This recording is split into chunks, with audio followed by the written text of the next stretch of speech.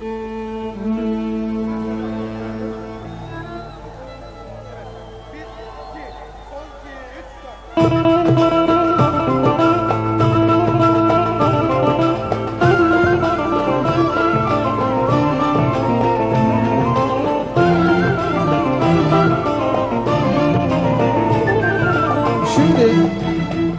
bu size selamı okuyacağım ama yalnız hepsini beceremeyebilirim çünkü çok önemli bir parça ve bir de çok eski olduğu için hatırlayamayabilirim, sözlerini ancak yazdık.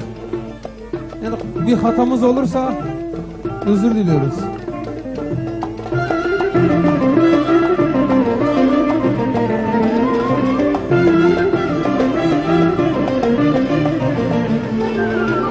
Serin sulu bulaklardan, bulaklardan, serin sulu bulaklardan, bulaklardan, katar katar durnalardan, durnalardan, Azerbaycan diyarından, Köroğlu'nun nigarından size selam getirmişler.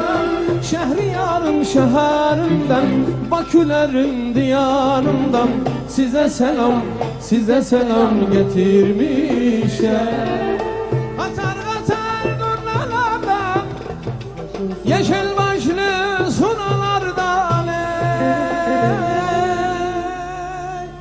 Azerbaycan diyarından, Köroğlu'nun nigarından size selam getirmişler.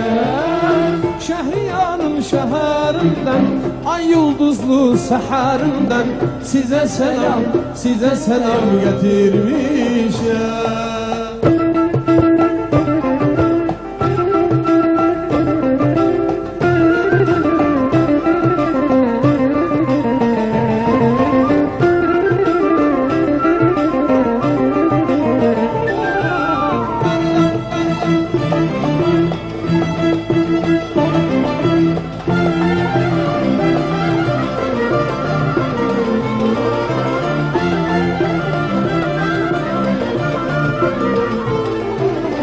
Serin sulu bulaklardan, bulaklardan, serin sulu bulaklardan, bulaklardan, katar katar durnalardan, durnalardan, Azerbaycan diyarından, Köroğlu'nun nigarından size selam getirmişler.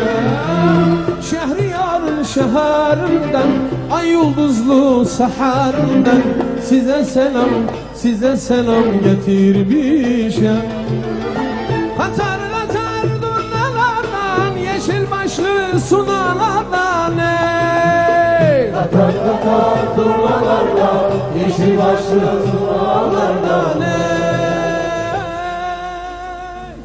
Azerbaycan diyarından, Köroğlu'nun nigarından size selam getirmişler.